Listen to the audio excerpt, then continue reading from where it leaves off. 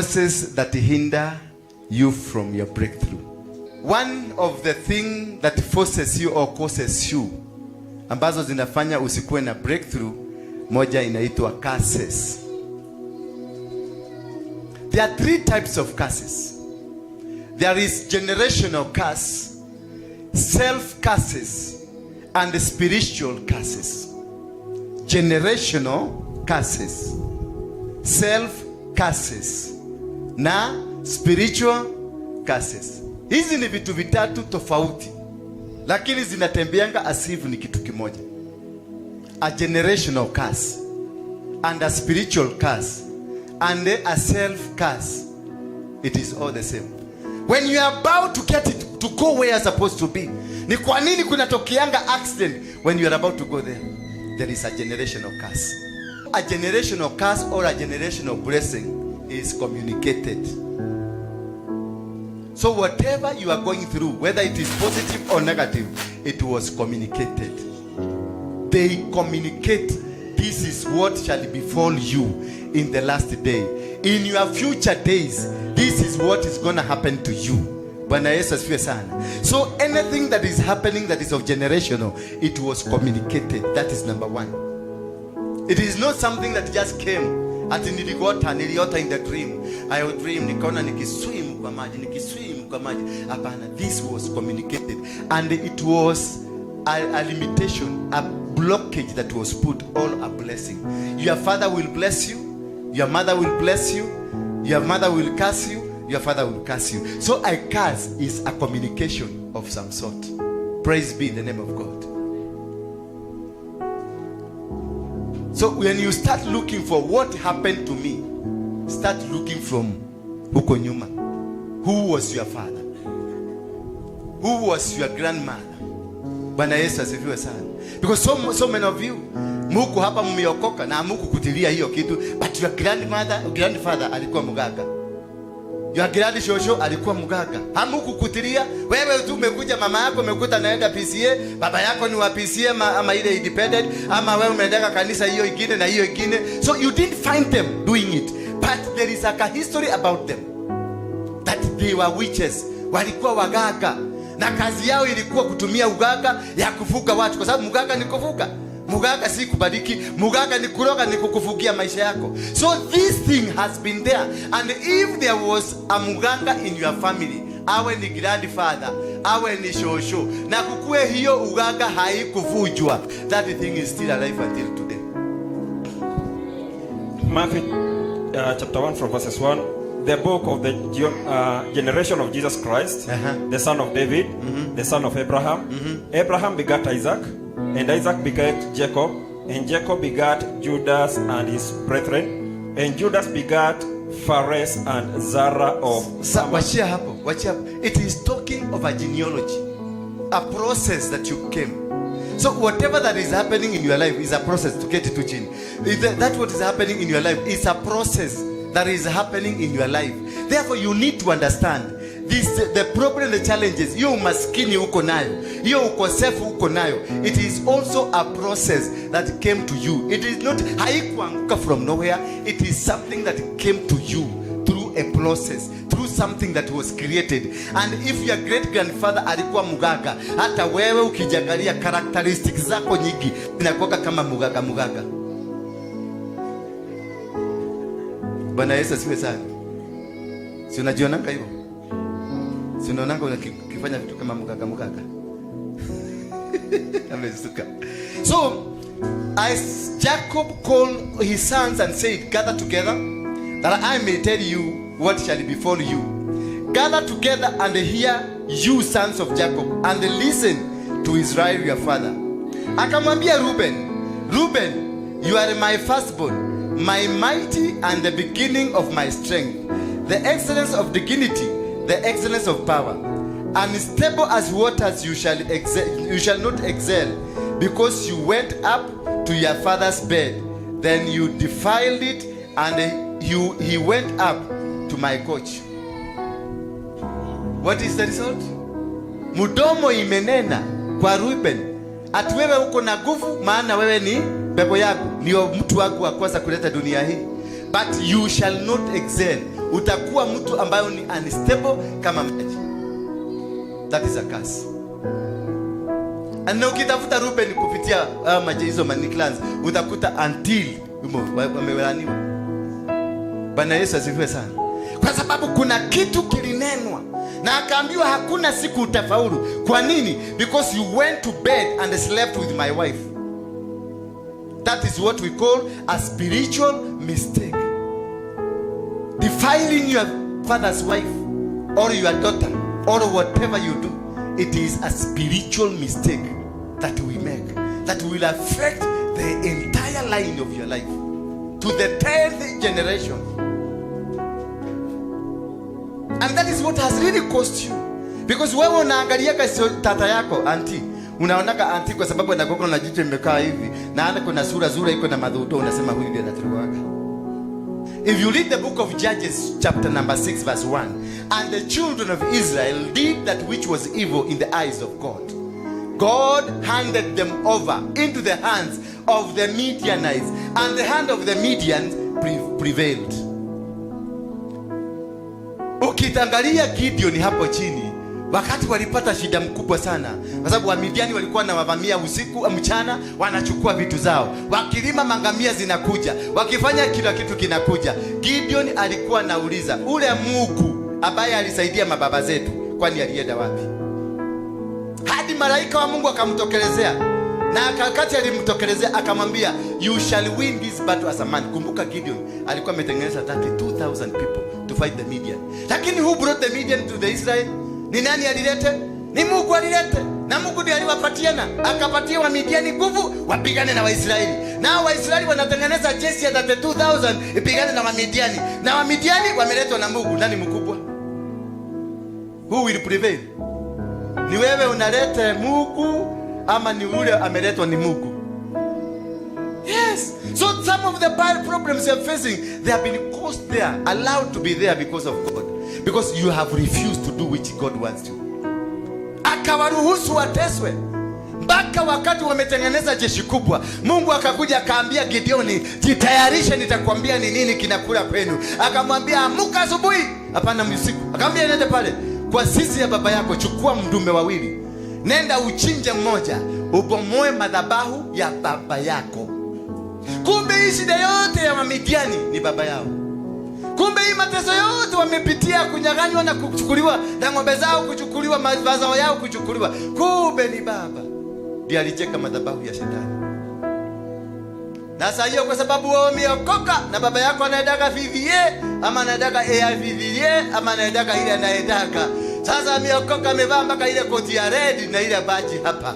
Wewe unaonaka muokovu, kumbe ni yeye shida ya kwenu. Kwa sababu hii maneno ilifanyika kitambo. This thing happened a long time ago and you don't know. Altars are not just broken. Altars are powerful. Altars can make this nation, we are run by altars. I've been talking about this. This nation tunaongozwa na tunatawaliwa na altar. Kuna wale wako na altar ya finances hapa Kenya hii, that everything you do it must come through them. The altar is very powerful. The altar will change everything. It will change the course of your life. Either a demonic altar or a godly altar. So it is very important for you to verify what is happening in your life. What is happening, what transiting katika kwenu. Enda uliza mama yako. Mimi mama yangu alikuanga Maumau. My own mother, they are the one who walianzisha Maumau. And the first people to be arrested, wakapelekwa kamiti ikiwa mpya, ni mama yangu na bibi na mama ya Uhuru na mama ya Kimathi. Walikuwa bibi ya Kimathi, walishikwa siku moja, wakakaa kamiti miaka 7. Around 50 years down the line, about 60 years down the line, mimi tena nilikamatwa, nikapelekwa kamiti. Mama yangu alifugiwa ile itakuwa block D room number 38. Huko ndio nilienda kufugiwa. Kuenda kuambia mama yangu nilikuwa block D, kwa sababu mama yangu aliniuliza, "Ejere yole, ni aje?" Mama yangu ni mzee sasa. "Jana ya ni aje?" Nikamwambia ni block D ile yako. Nikamwambia kwa mimi. Kata niko to ahikereto. Kumbe mama yangu alifugiwa block D room number 38 na mimi nilipelekwa block D room number 38. Hiyo ni madhabahu, na ikikushika utazunguka makanisa yote dunia hii. Na hiyo ndio message nimekuja kuambia watu. Wacha kuzunguka makanisa. Kama mahali pamoja ufundishwe, utafute ni nini inakukula. And that is what Jesus told you. No, pray and you'll be answered. And if they don't answer you, if God refuses to answer you, stop praying. Seek to know. Ni kwa nini Mungu hunisikii? Bwana Yesu asifiwe. You need only to know. My grandfather was a witch. My grandfather was this. Therefore, if my grandfather was this, enda uliza mama yako, muliita mchungaji avuje hii madhabahu. Kama madhabahu haikuvujwa, bugaga inawaka effectively.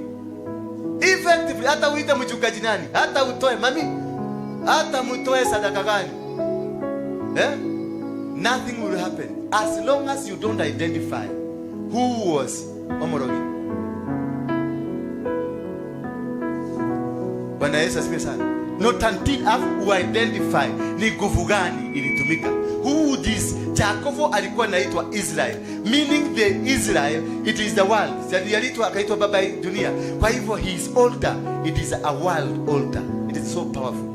Na ndio naona imekula nani? Mtu anaitwa Musa. Musa ni wa Simon and Levi. Ndio inasoma hapo chini. Inasema Simon and Levi. Simon verse 5. Simon and Levi are brothers. Instruments of cruelty are in their dwelling place. Let not my soul enter their council. Let not my honor be united to their assembly. For in their anger they slew a man. Angalia lifestyle ya Musa.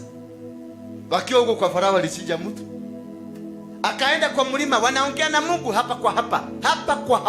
Anaambia Mothe ni doka ukwenda gata. Mothe anamwambia kaenda fanya hivi. Mothe akamwandikia mpaka commandment, akamwambia pelekea watu. Kukuja akakuta Kora na Dathan wameteka vitu zao. Alichukua madhani kutoka kwa Mothe na anajua Mothe pawa yake. Akaangusha chini badala ya Mothe adwane madakali. Kwa sababu ya anka, it is emanated from Jacob his father. Akakosa kuona Canaan. Because of anger. And it emanated from who? From his father. And this is what is eating you. Your father was rich, but a witch.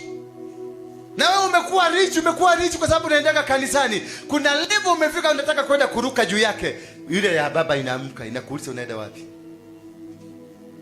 Because altars are controlling powers. Altars are controlling and manipulating powers. Verse 8.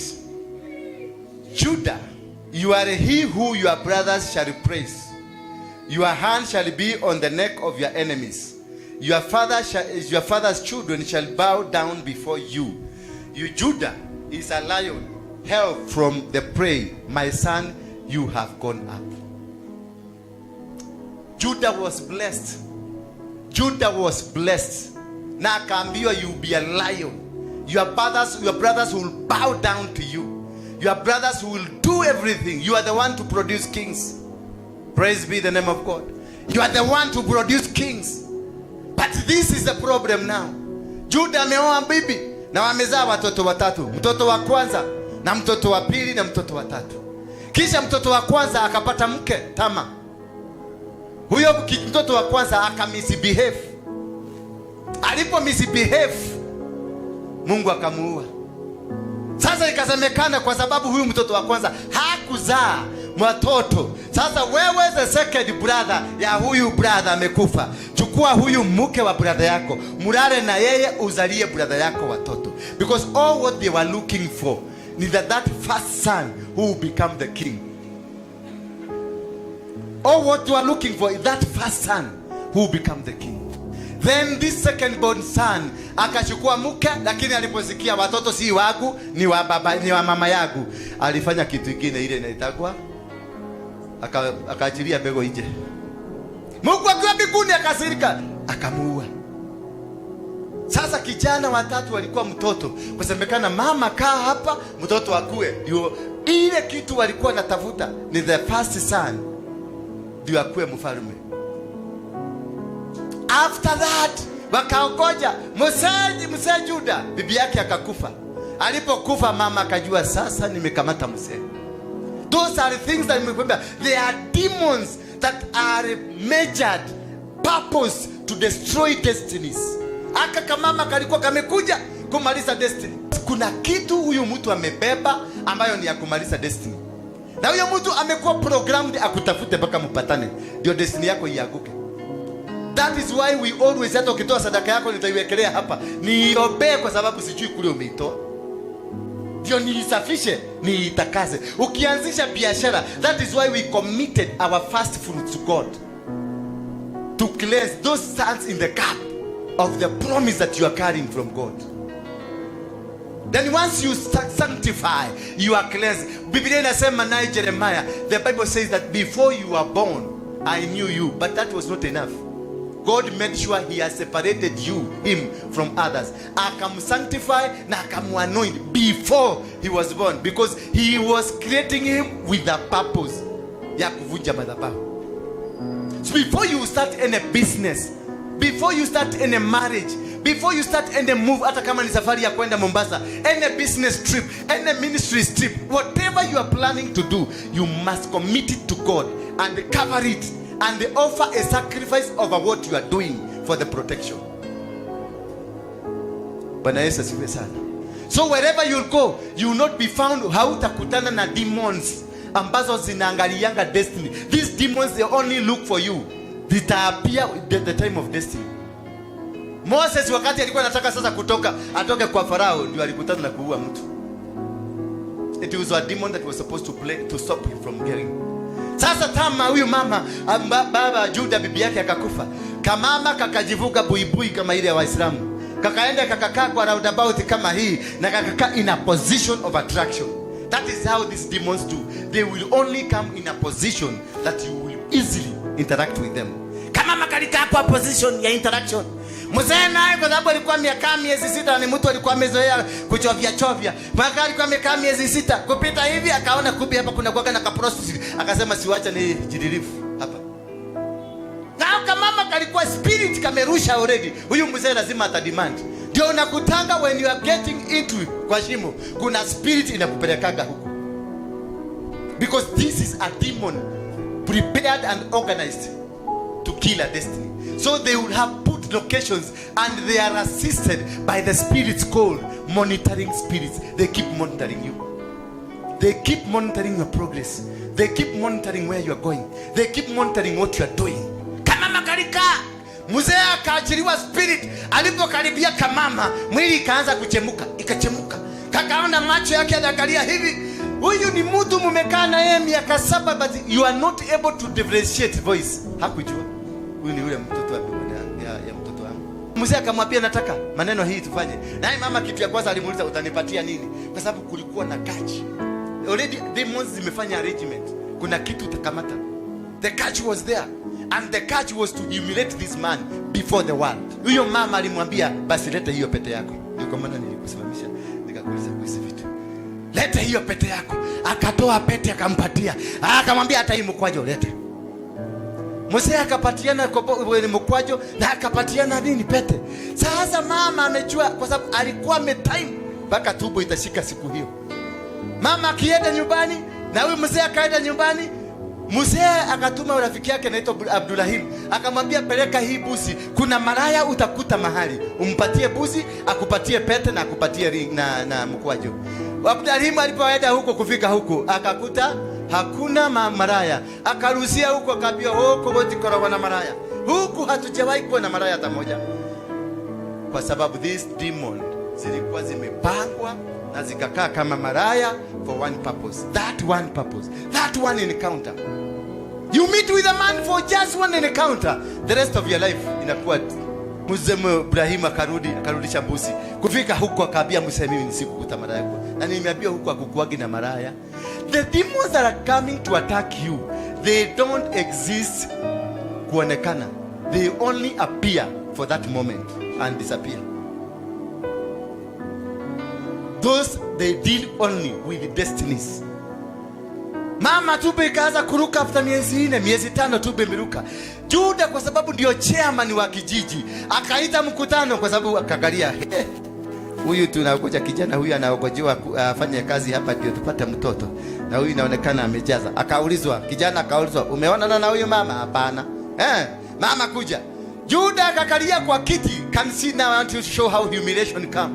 Juda ni chairman, akaitisha mkutano, baraza la mawaziri na security council wakae hapo wasikilize kesi. Juda akasema mwenye atapatikana na hii makosa ataona tutamchinja leo. Mwenye atapatikana na nini? Na hii makosa hii mama tutamchinja leo. Ni Juda amesema. Mama alipoitwa akaambiwa kuja. Akaambiwa kuna kesi hapa. Akasikia ni kesi gani? Akaambia ngojeni kidogo. Tafadhali, chairman, utanikubalisha nikimbie kwa nyumba nirudi. Na kwa sababu compound ni moja, mama akakimbia kwa nyumba. Kumbe alichukua ring akaifuga vizuri, mkwaju akafuga vizuri, akaweka for that moment. Hallelujah. Mzee anaitisha mkutano. Mkutano ni watu wote wamekaa, security na vijana wa kuchinja huyu watu ambao wamefanya mambo mabaya. Immediately mama akirudi akafungua pete, akaambia wazee, mwenye hii mokwajo Juda nokio kwa ina milia. Akaambia wazee, kaangalia wazee wakamwangalia, akaangaliana, akalia. That was the end of Judah. You see, 2 sons died because of today's operation. His 2 sons, because of this event, to humiliate him, to destroy him. Inside him now, wamechange program inside this woman, because Judah alikuwa bado ndio mwenye bego. Kwa hiyo mama bego iliingia na akazaa tutoto tuwili. Bwana Yesu asifiwe sana. Alizaa tutoto tuwili tumahadha. Ndio ukisoma genealogy, turudi hapo kidogo. Rudi hapo kwa genealogy. Fungua haraka. Matthew chapter 1 from verses 1. And Judah begot Phares and Zara. Simama hapo. And Judah begot Zares and Zara. Hao ni wale watoto wa usherati. And this is a product of what? Prostitution. Mpate tuachakaina. This is a product. Wa watoto wawili is a product of prostitution. Now I want us to count from there. Judah begot. You know, Judah was prophesied to by his father that you are going to produce king. Now let's see when he's going to bring a king. Judah begot Zara. And Judas begot Phares and Zara of Tamar. Zara begot.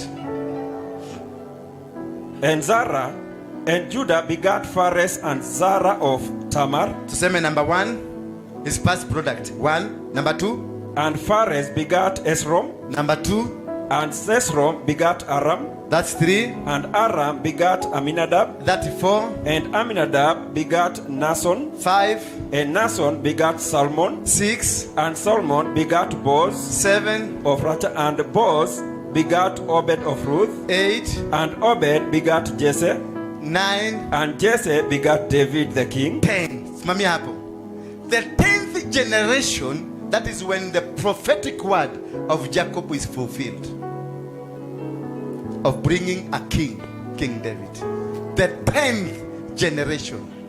Could you be suffering of a sin that was caused by your great grandfather, and now you are waiting for that 10th generation to come, which means you are not going to be a benefit of that generational success or blessing?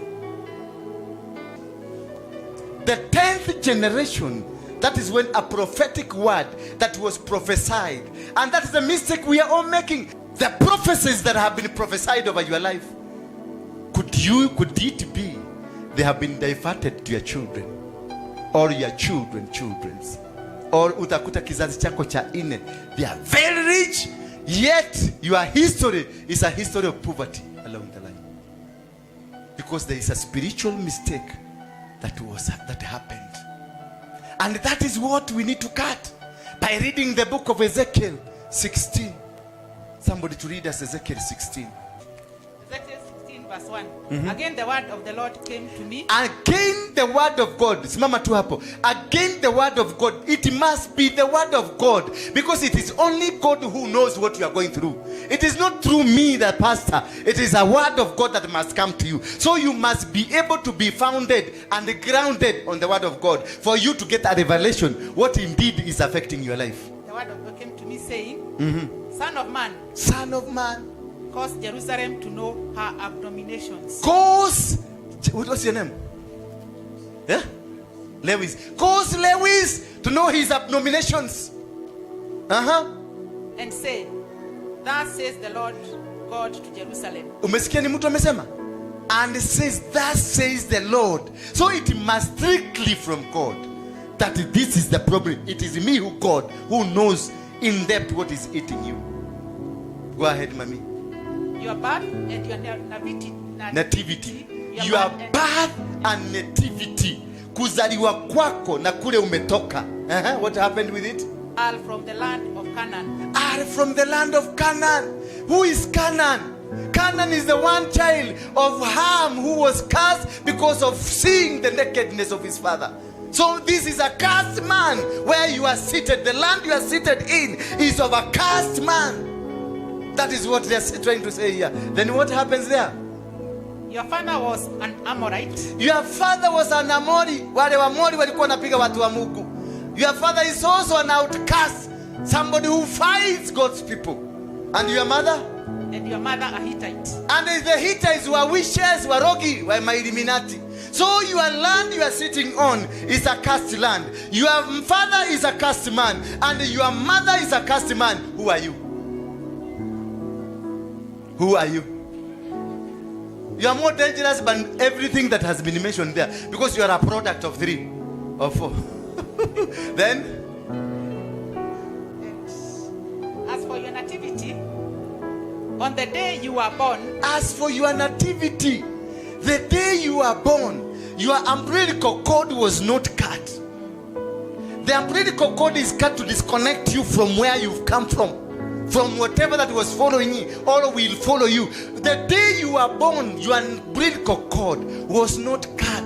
Where you began your life, the connection of your father who was a witch, you have not been disconnected from him. Meaning you are operating under the spirit of the connectivity of where you came from.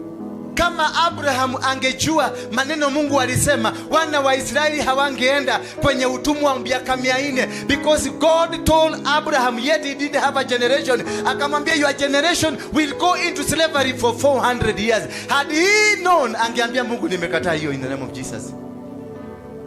Some things that are spoken to you must immediately, nikikutusi kataa immediately, hapo hapo.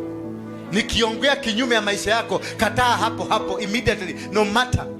If your father ama your mother nakuita ndugu hii takataka mjinga wewe, hata una akili, kataa hapo hapo. Kataa katika jina la Yesu, because usipokataa imekuwa imeandikwa, and it will haunt you to the rest of your life. So most of these things that you are going through, it is not because hatujaokoka. Kuna kuokoka na kuna kukombolewa. Kukombolewa ni kujijua. Kuokoka ni relationship yako na Yesu. Power in names. A name has power. It controls what you become. Names got power to control and to produce you.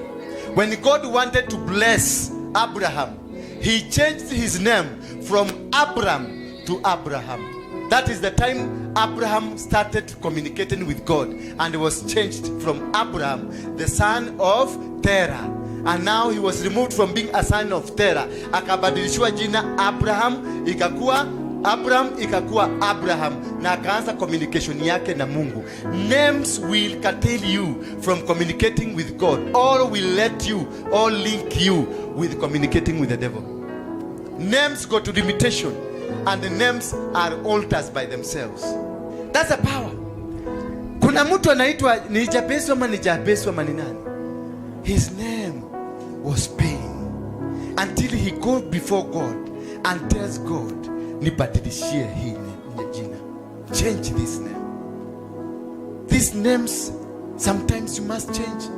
Kuna mtu mzee kwenu hapa, ukizaa huyo mtu mzee hiyo jina, unakuta mtoto anakuwa kiwete ama anakufa ama anakuwa mwenda wazimu.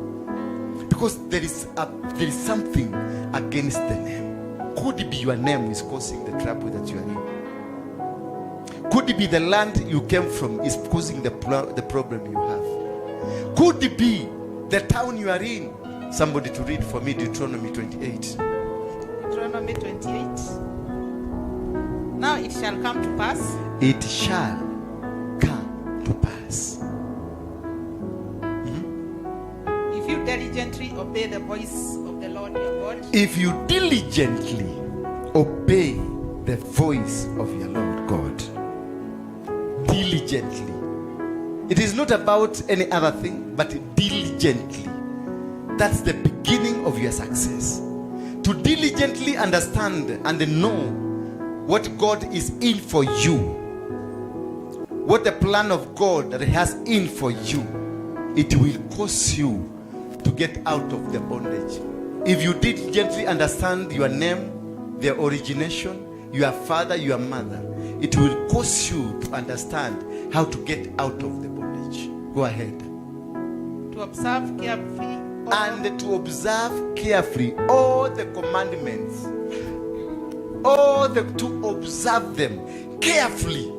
Carefully is to analyze what kind of a life I'm living, what kind of a situation I'm in. I'll carefully analyze, underline that name, diligently and carefully. I'm waiting for you.